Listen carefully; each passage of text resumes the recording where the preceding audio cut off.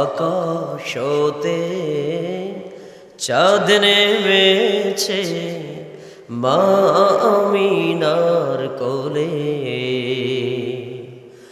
আধারাতে উঠলো যেন চাঁদের চেরাগ জ্বলে, চাঁদের চেরাগ জ্বলে। গুলশানে আজ বুলবুলিরা গাইছে শিরিন কালাম, তমাম জাহান নবীর তরে জানায় লাখো সালাম, জানায় লাখো সালাম। আল্লাহ রাব্বুল আলামিন সুন্দর করে জানিয়ে দিলেন, বান্দারে এই কুরআনুল কারীমের আলোচনা যখন সুন্দর করে তেলাওয়াত করা হবে, এই সমাজের ভিতরে দুই শ্রেণীর তোমরা লোক খুঁজে পাবে।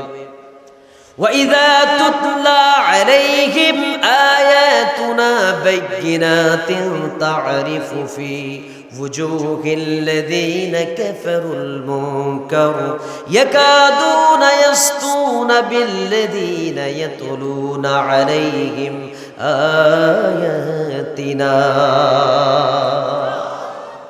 রব্বে কারীম জানিয়ে দিচ্ছেন, কুরআনুল কারীমের তেলাওয়াত যে জায়গায় হবে, সেই জায়গায় কিছু মানুষ দেখবে কোরআনের কথাগুলো শুনলে তাদের মনের ভিতরে কষ্ট লাগবে, চেহারার দিকে তাকাইলে মনে হবে কোরআনের হক কথা শোনার কারণে, কোরআনের তেলাওয়াত শোনার কারণে তার চোখে মুখে অসন্তুষ্টির চিহ্নগুলো ফুটে উঠেছে, যেন মনে মনে বলতেছে এই হুজুররাই জ্বালা, মনে বড় জ্বালা রে পাঞ্জাবিওয়ালা। আছে না নাই? আল্লাহ রাব্বুল আলামিন সুন্দর করে বলছেন, বান্দারা শোনো, এইরকম আচরণ যদি কোনো মানুষের ভিতরে লক্ষ্য করা যায়, face is index of mind, চেহারার ভিতরে যদি এরকম কোনো চিহ্ন প্রস্ফুটিত হয়ে যায়, তাহলে জেনে রাখবে এই কথা শোনার পরে যার গায়ে জ্বলবে, যে ব্যক্তি কোরআনুল কারীমের ব্যাখ্যা করবে, তাফসীর তাহলিল করবে, তাফসীর করবে, ওই বক্তাকে যারা আক্রমণাত্মকভাবে মারতে আসবে, আক্রমণ করবে, কোনো আলেমের শরীরে আঘাত করবে, কোরআনের হক কথা শোনার পরে বুঝে নেবে ওই ব্যক্তি আলেমকে হাত তুলে নাই, যে ব্যক্তি আলেমকে হাত তুলেছে ও মুসলমান না, ওই ব্যক্তি হলো মুশরিক। ওই ব্যক্তি কি? মুশরিকদের আচরণ, কাফেরদের আচরণ এমন হবে, কোরআনের কথা শুনলে তাদের তেলে বেগুনে জ্বলে যায়, গায়ে আগুন ধরে যায়। আছে না নাই? আমরা সেই কোরআনুল কারীমের হক কথা বলবো, প্রচলিত কোনো রাজনৈতিক কোনো কথা হবে না, যা বলবো আমরা সেই কোরআনের হক কথা বলতে চাই। এই সমাজের আগে, এই সিচুয়েশনের আগে, 2022-এর আগে অনেক বিগত সময় পেরিয়ে এসেছি, যেই সময় কোরআনের বিপক্ষ অবস্থান নিয়েছিল আবু জেহেল, যেই সময় এই পৃথিবীতে হকের বিপক্ষ অবস্থান নিয়েছিল নমরুদ, ফিরাউন, হামান। আমরা যদি সেই দিকের আলোচনা করি, তাও কি আপনাদের গায়ে লাগবে? কষ্ট হবে। কিন্তু আপনাদের আমি বুঝি না, আপনারা তো ভালো, কিছু ব্যক্তির গায়ে লাগে।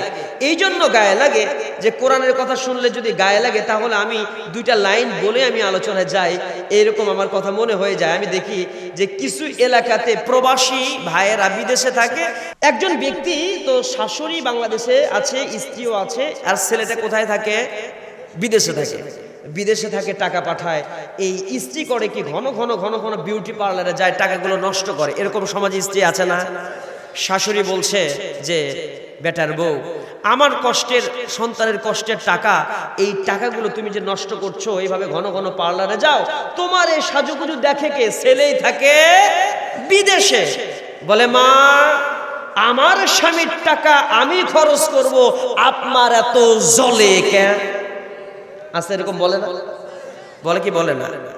যেমনি বলেছে, বলে জ্বলবে, কারণ আমার এই সন্তানের কষ্টের টাকাগুলো তুমি খরচ করলে জ্বলে। এই সন্তানকে 10 মাস 10 দিন আমি পেটে ধরেছি, আমার জ্বলবেই। ঠিক আছে, আপনার মতো আপনি রান্না করে খান, আমার মতো আমি খাবো। স্ত্রী করেছে কি, স্ত্রী আলাদা করে দিয়েছে তার শাশুড়িকে। শাশুড়ি কি করবে? ছেলের বউয়ের সাথে ঝগড়াঝাটি করে তার পেরে ওঠে নাই, তো তার মতো সে রান্না করে খায়, তার মতো সে খায়।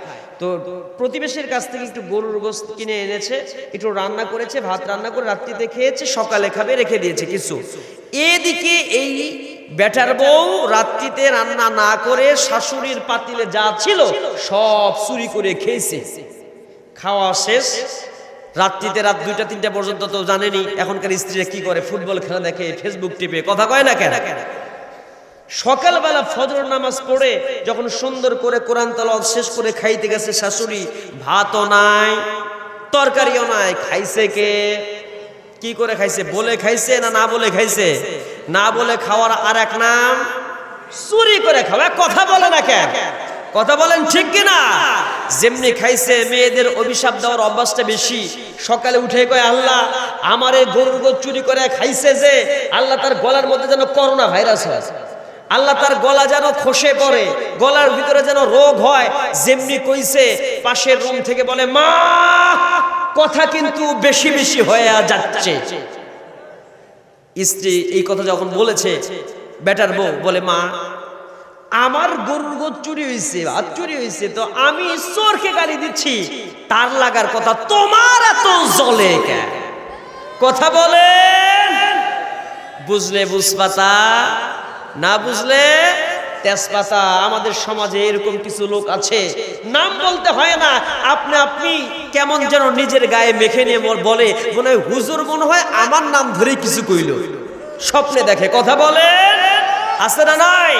আমরা কারো বিপক্ষে কথা বলতে আসিনি ভাই, কোরআনের হক কথা বলবো। a + b whole square, a square + 2ab + b square, সূত্রে যদি পড়ে যায় রেজাল্ট একটা আসবেই। কথা বোঝেন না আমার? তো সূত্রে পড়ে গেলে, সুদ যদি খান আপনি, সুদখোরের বিপক্ষে কোরআনে কথা আছে, ঘুষখোরের বিপক্ষে কথা আছে।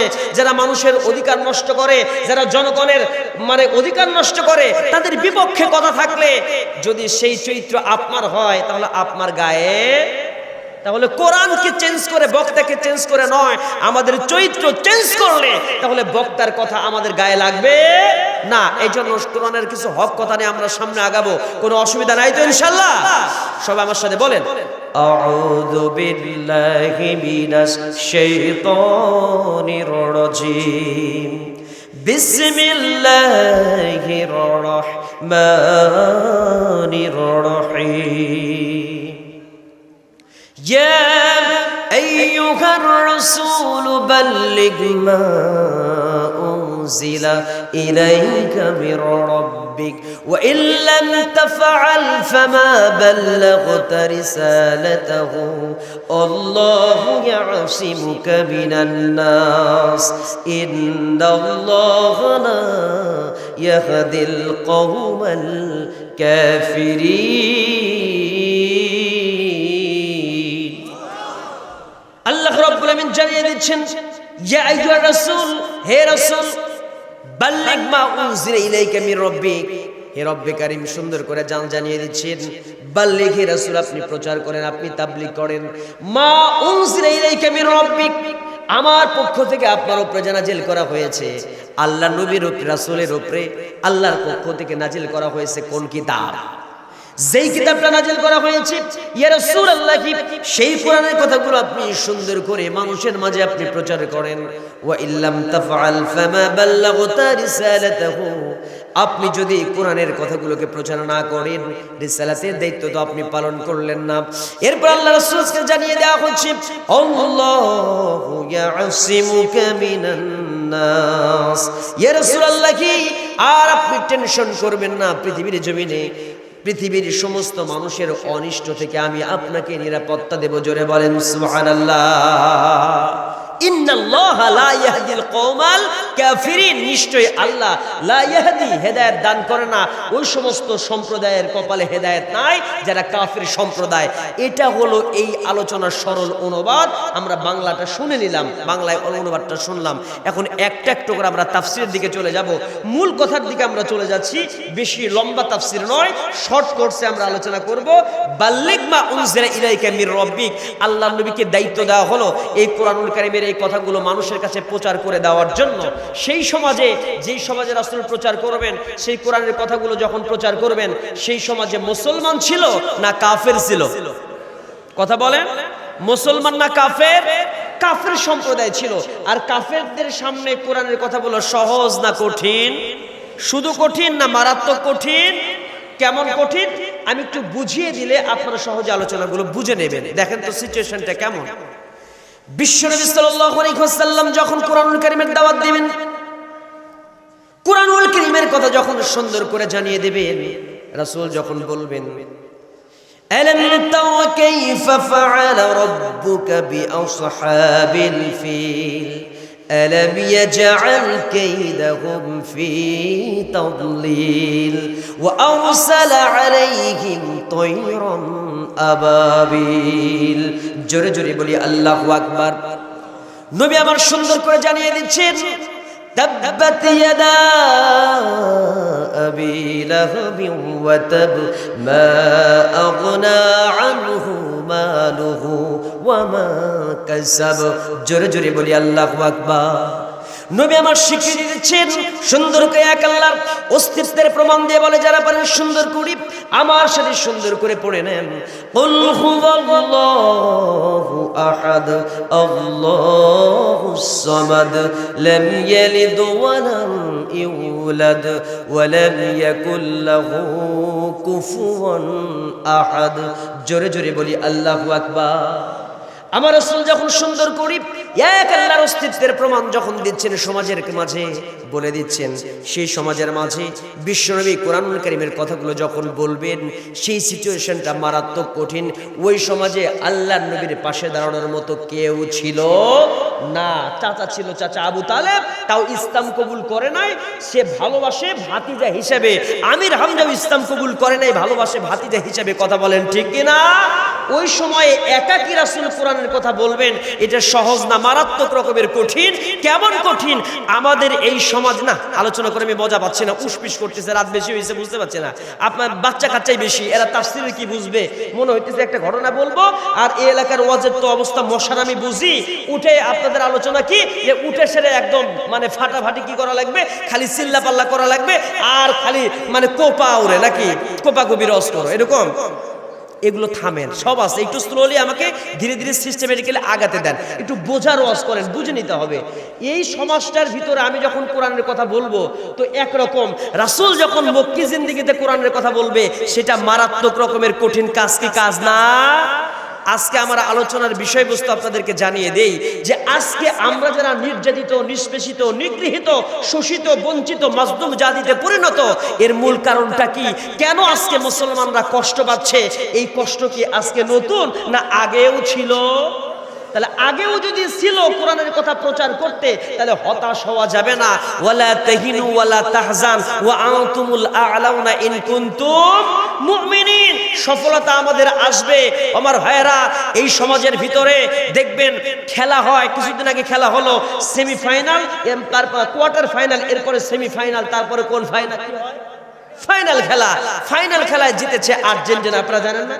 জানেন তো আমার ভাইয়েরা, খেলা কয় প্রকার, কয়েক রকমের হয়। তাহলে একটা হচ্ছে স্বাভাবিক খেলা হলো, বাছাই করা, এরপরে কোয়ার্টারে চলে গেল, তারপরে সেমিতে, তারপরে ফাইনালে গেল। জেনে নেন আল্লাহ তাআলা সুযোগ দেয়। আল্লাহ তাআলা আবু জেহেলকে সুযোগ দেওয়ার আগে এই পৃথিবীতে ফেরাউনকেও সুযোগ দিয়েছিল। কথা কয় না? ফেরাউন খেলতে খেলতে খেলতে খেলতে ও বলা শুরু করলো খেলা হবে। ও মনে করছে কোয়ার্টারে জিতছি, সেমিফাইনালে মনে হয় আমি কাপ নেব, বিশ্বকাপেও জিতবো। কথা কয় না? ফেরাউন মনে করলো বিশ্বকাপেও জিতবে। এরপরে ফেরাউনের পরে নমরুদ মনে করলো যে আমি সেমিফাইনালে জিতেছি, আমি মনে হয় বিশ্বকাপেও ফাইনালে জিতে যাব। এটা চিন্তা করলো। আবু জেহেল মনে করলো মক্কাতে আমি রাসূল সাল্লাল্লাহু আলাইহি ওয়াসাল্লামের উপরে জিতেছি, 13 বছর কষ্ট দিয়ে মদিনায় পাঠিয়ে দিয়েছি, আমি তো জিতেছি, মনে হয় আমি মদিনাকেও বিজয় করতে পারবো, আমি ফাইনালেও জিতবো। এই চিন্তা আবু জেহেল, নমরুদ, ফেরাউনের ছিল কি ছিল না? জেনে রাখেন, সেই মহান রব যে আবু জেহেলকে সেমিফাইনাল পর্যন্ত পৌঁছে দিয়েছিল, নমরুদকে সেমিফাইনাল পর্যন্ত পৌঁছে দিয়েছিল, এরপরে ফেরাউন, নমরুদ, আবু জেহেল সেমিফাইনাল পর্যন্ত পৌঁছার পরে ফাইনাল খেলা, চূড়ান্ত খেলায় কিন্তু নমরুদের, ফেরাউনের বিজয় হয় নাই। সেই সময় মূসার বিজয় হয়েছিল, ইব্রাহিমের বিজয় হয়েছিল, আমার রাসূলের বিজয় হয়েছিল। কথা বলেন ঠিক কিনা? ঠিক তেমনি করে আজকে যারা কাফের বেঈমানরা ইসলাম ধ্বংস করার ষড়যন্ত্রে মেতে উঠেছে, তারা মনে করছে শত সহস্র ষড়যন্ত্রের জাল বুনে ইসলামটাকে শেষ করবে, কিন্তু ওরা ভুলে গেছে ইউরিদুনা লিইউতিউরুল্লাহি বিআফওয়াহিহিম আল্লাহু মুতিম্মু ওই সমস্ত কাফেরদেরকে জানিয়ে দিতে চাই, সেই মহান রব নমরুদকে চারবার ফেরেশতা পাঠিয়ে সাবধান করে দিয়েছিল, কিন্তু নমরুদ সাবধান হয় নাই। চূড়ান্ত বিজয় ইব্রাহিমকে আল্লাহ তাআলা যেমন দিয়েছিলেন, তেমনি আজও এই পৃথিবীতে মাজলুম মুসলমান যারা কুরআনুল কারীমের পক্ষ অবলম্বন করবে, আল্লাহর কসম করে বলি টুডে এন্ড টুমরো মুসলমানের বিজয় হবে ফাইনাল খেলায়। কথা বলেন ঠিক কিনা? সেই বিজয়ের মাঠে ফাইনাল খেলায় অংশগ্রহণ করতে বাতিলের বিরুদ্ধে যদি রক্ত দিতে হয়, ঘাম দিতে হয়, কাল্লা দিতে হয়, কিন্তু আল্লাহকে ভুলবে না। কারা কারা দোকান হাত আল্লাহকে দেখায় দাও মুসলমান।